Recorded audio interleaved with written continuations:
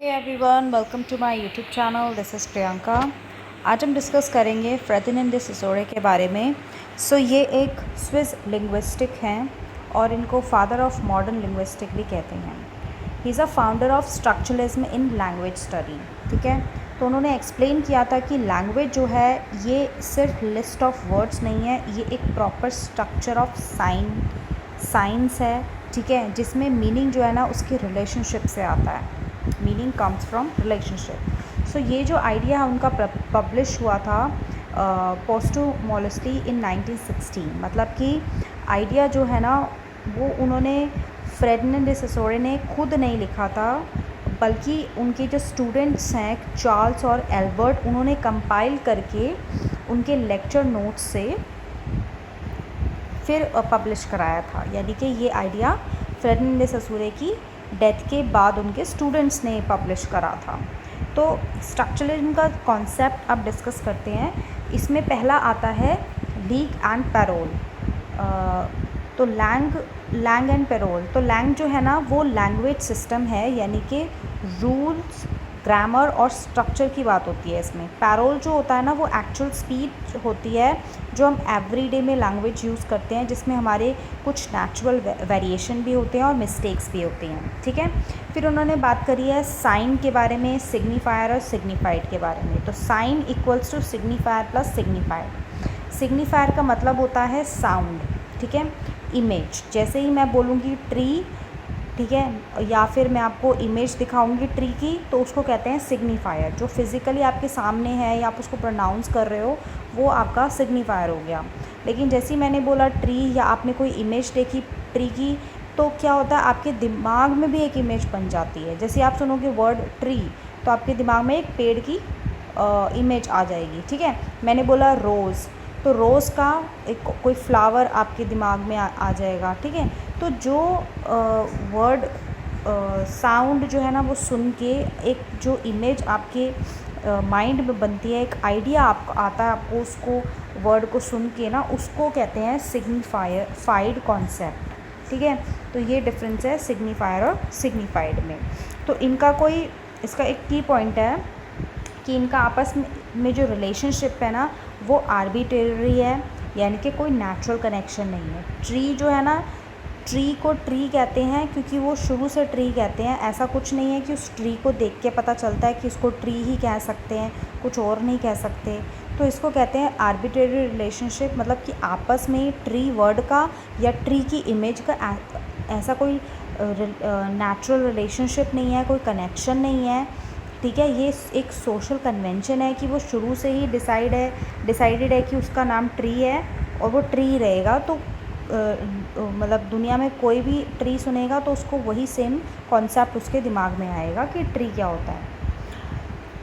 Third point है linear nature of signifier. मतलब कि जो आपका साउंड और वर्ड्स होते हैं ना ये अरेंज होते हैं एक सीक्वेंस में और अनफोल्ड होते हैं इन टाइम। ठीक है, नॉट ऑल एट वंस। जो भी हम प्रोनाउंस करते हैं ना वो मतलब एक लीनियर वे में, सीक्वेंस में प्रोनाउंस किए जाते हैं, सब एक साथ नहीं बोल पाते आप। ठीक है, अभी मैं कुछ भी बोल रही हूँ तो वन बाय वन एक सीक्वेंस से वर्ड्स आ रहे हैं, सेंटेंस बन रहा है। ठीक है, अब जैसे कि ये एक्ट है, कैट है, ठीक है, दोनों का लेटर सेम है लेकिन ऑर्डर डिफरेंट है। ठीक है, तो इसमें क्या हो रहा है, ACT एक्ट अगर मैं बोल रही हूँ तो इकट्ठा तो तीनों वर्ड्स निकलेंगे नहीं। पहले A निकलेगा, फिर C बोलेंगे, फिर T बोलेंगे, फिर वो एक्ट बनेगा।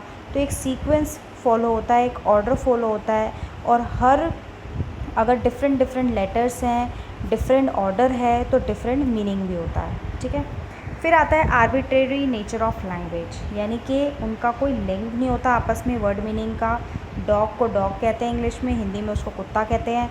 तो ये एक सोशल कन्वेंशन है। ठीक है, इनके जो मीनिंग है, डॉग का मीनिंग कुत्ता है, ये डिसाइडेड है बेस्ड ऑन सोशल कन्वेंशन।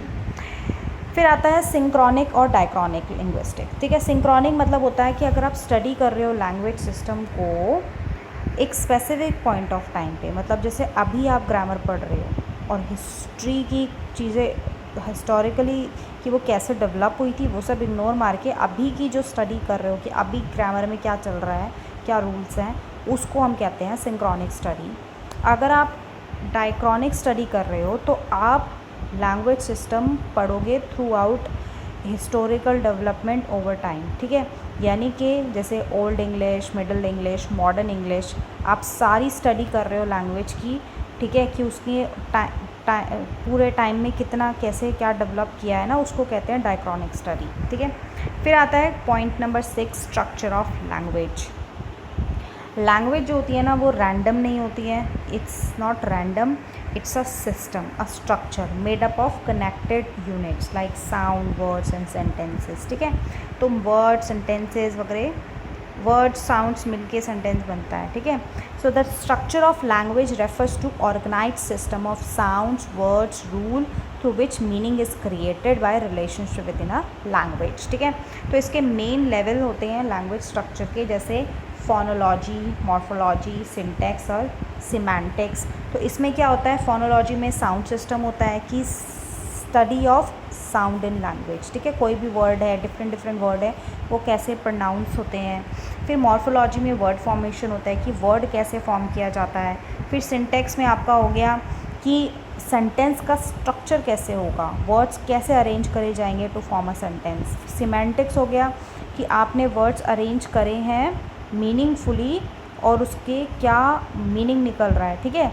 तो study of meaning of words and sentence, जैसे कि अगर कोई वर्ड है लाइट, तो आपको उसके बारे में आपने स्टडी किया हुआ होना चाहिए, या उसमें सिमेंटिक्स में पता चलता है कि लाइट का मतलब हल्का होता है, हैवी नहीं, ठीक है। लाइट का मतलब ब्राइटनेस होती है, ठीक है, कोई हैवी चीज़ नहीं होती, ठीक है।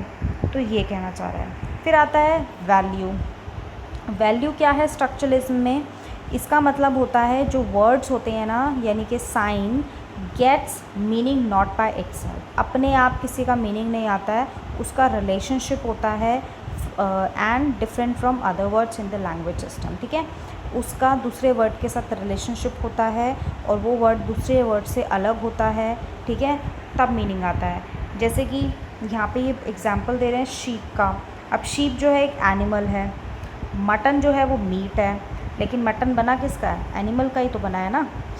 तो कहने का मतलब ये है कि हर वर्ड का अपना मीनिंग होता है, और लेकिन उस वर्ड का किसी दूसरे वर्ड के साथ कुछ ना कुछ रिलेशनशिप होता है। फॉर एग्ज़ाम्पल, अगर आप गुड बैड की बात कर रहे हो तो गुड का मतलब आपको तभी समझ में आएगा जब आपको बैड का डिफरेंस पता होगा कि वो चीज़ बैड है इसीलिए ये गुड है, ठीक है।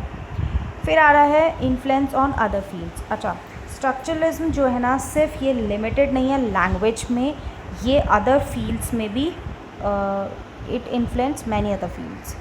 सो एंथ्रोपोलॉजी में ये क्लॉड लेवी स्ट्रॉस ने अप्लाई किया था स्ट्रक्चरलिज्म, ठीक है, मिथ स्टडी, मिथ कल्चर और किनशिप में। तो उन्होंने ये बताया, look for patterns in myth, rituals and social behaviour, finds common structure across different culture, found universal patterns, binary opposition, example different cultures have different story but many myth follow the same pattern, जैसे hero, conflict, resolution. This shows a universal structure in human thinking. तो यहाँ पे वो human thinking के universal structure के बारे में बात कर रहे हैं। फॉर एग्ज़ाम्पल, जैसे बाइनरी ऑपोजिशन है, ठीक है, मदर फादर हैं, ठीक है। तो वो मदर फादर कैसे बने, पहले वो हस्बैंड वाइफ थे, ठीक है, हस्बैंड वाइफ थे, फिर वो मदर फादर बने जब उनका किसी चाइल्ड के साथ रिलेशन हुआ। मतलब कि मदर फादर का अगर चाइल्ड होगा तो मतलब हस्बैंड वाइफ का चाइल्ड होगा तभी तो वो मदर फादर बनेंगे। तो एक स्ट्रक्चर है जो सोसाइटी फॉलो करती है, और ये एक ह्यूमन थिंकिंग है, यूनिवर्सल स्ट्रक्चर है, बाइनरी ऑपोजिशन है कि मदर फादर हो गए, गुड बैड हो गया, मेल फीमेल हो गए, ब्रदर सिस्टर हो गए, ये सब जो है ना इन सब का आपस में रिलेशनशिप होता है, ठीक है। अगर एक का वर्ड आपको मतलब पता है तभी आप दूसरे का मतलब जान पाओगे, ठीक है। अगर आपको पता है जैसे कि अगर आपको पता है कि आपका मदर है, ठीक है।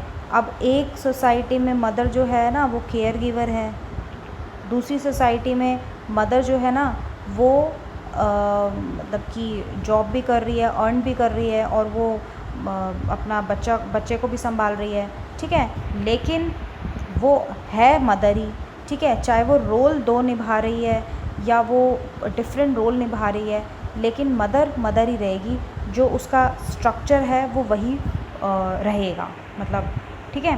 तो नेक्स्ट आता है लिटरेरी क्रिटिसिज्म। इसमें क्या बोला गया है कि जो टेक्स्ट हैं, स्टोरीज़ हैं, मीडिया है, इनका सिस्टम ऑफ साइन है। तो मतलब कि कहना चाहते हैं कि ऑथर के बैकग्राउंड पे नहीं, उसके स्ट्रक्चर ऑफ टेक्स्ट पे फोकस करना चाहिए, ठीक है, कि उनके टेक्स्ट से क्या मीनिंग निकल रहा है, ठीक है। ऑथर की इंटेंशन, ऑथर का बैकग्राउंड से कोई मतलब नहीं होता है, कि फोकस जो होना चाहिए वो टेक्स्ट पे, उसके स्ट्रक्चर पे फोकस होना चाहिए। साइकोलॉजी में बात करी गई है कि जो ह्यूमन माइंड होता है ना वो मतलब सेम ही होता है सबका, ठीक है। जो थॉट्स एंड एक्सपीरियंस होते हैं ना वो बेसिक एलिमेंट्स पे बनते हैं, ठीक है। जैसे कि मैंने पहले भी बताया था गुड और बैड है, तो अगर आपको बैड के बारे में नॉलेज होगी तभी आप गुड समझ पाओगे, ठीक है। तो ह्यूमन जो होते हैं माइंड होते हैं वो सेम स्ट्रक्चर फॉलो करते हैं, कि वो क्या फ़ील करते हैं, क्या देखते हैं, उनके इमोशंस जो होते हैं, ठीक है। सोशियोलॉजी में भी यही होता है कि जैसे कि स्टूडेंट टीचर का रिलेशनशिप हो गया, ठीक है। स्टूडेंट्स जो है टीचर्स के साथ एक स्ट्रक्चर है जो फॉलो कर रहे हैं, ठीक है। रूल्स हैं वो एक स्ट्रक्चर फॉलो कर रहे हैं सोसाइटी में। फिर as semiotic study of sign developed into full field study sign, ठीक है। जैसे एड्स, फिल्म्स, जैसे कि फॉर एग्ज़ाम्पल वो है स्टोरी है, प्लॉट है, कैरेक्टर्स हैं, ठीक है, हीरो है, विलन है। अब ये सब एक स्ट्रक्चर फॉलो करते हैं। फॉर एग्ज़ाम्पल अगर विलन ही नहीं है तो हीरो कैसे बनेगा? तो विलन होगा तभी तो हीरो होगा ना कोई। अगर कुछ बैड होगा तभी तो कोई गुड होगा ना, ठीक है। अगर चाइल्ड होगा तभी तो कोई मदर बनेगी ना, वरना तो वो वाइफ ही रहेगी, ठीक है। और उसकी शादी होगी तभी तो उसका हस्बैंड होगा ना। तो एक स्ट्रक्चर है जो पूरी सोसाइटी फॉलो करती है, साइन में, सोशियोलॉजी में, साइकोलॉजी में, लिटरेरी क्रिटिसिज्म और एंथ्रोपोलॉजी में, ठीक है। तो इसके इम्पॉर्टेंट टर्म्स हैं, स्ट्रक्चरलिज्म हो गया, सिमोंटिक्स हो गया, लिंग्विस्टिक साइन हो गया, बाइनरी ऑपोजिशन हो गया, ठीक है। आज के वीडियो में बस इतना ही। Thank you for watching, bye bye.